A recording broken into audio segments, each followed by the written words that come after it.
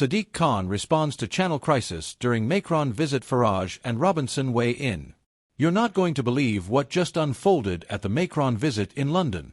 While the cameras were focused on the pageantry, the suits, the speeches, the symbolism, something very real was brewing behind the scenes. And Sadiq Khan? Well, he couldn't stay silent. As the channel crisis continues to spiral with record crossings, mounting pressure on France, and growing frustration inside the UK, Khan finally broke his silence. But it wasn't just a statement. It was a moment. A reaction that sparked instant responses from Nigel Farage. And, yes, Tommy Robinson didn't waste a second before weighing in. Let's break down exactly what happened and why this could become one of the most defining flashpoints in UK politics this summer. It started during President Emmanuel Macron's highly publicized visit to London, a diplomatic event meant to celebrate Franco-British ties and reinforce unity amid global tension.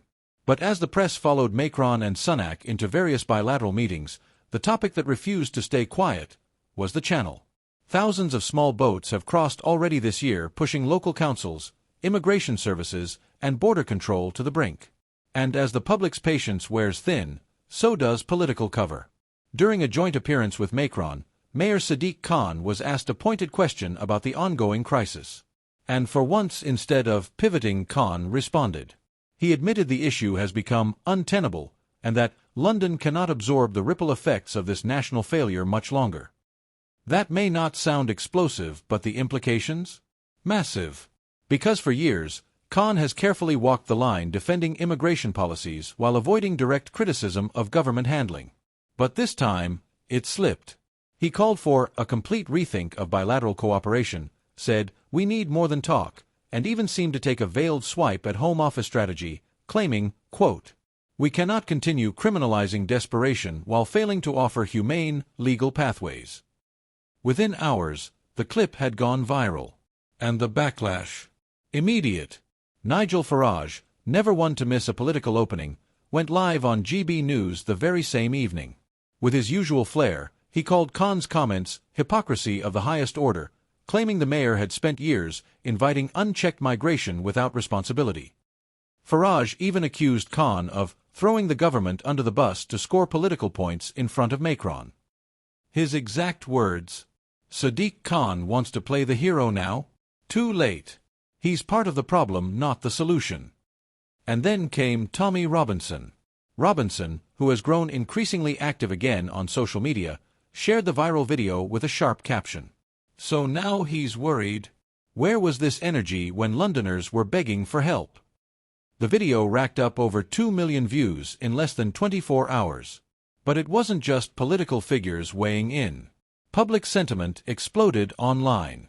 One user on X, formerly Twitter, wrote, "Sadiq Khan has spent years ignoring London's working-class communities. Now that it's on camera, he pretends to care." Another posted, "Maybe he's waking up, or maybe he's just feeling the heat." And that might be the most accurate take of all.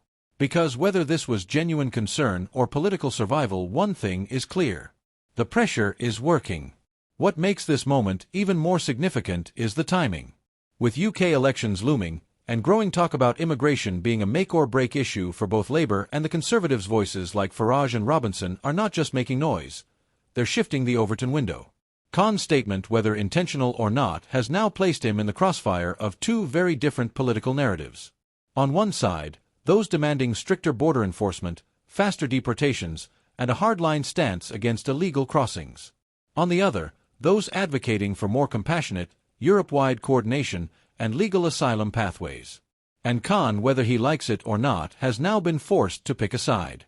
A senior political analyst told The Guardian off-record, "What Khan said may have been measured, but the fact that he said anything at all, in front of Macron no less, is a sign of growing instability behind the scenes."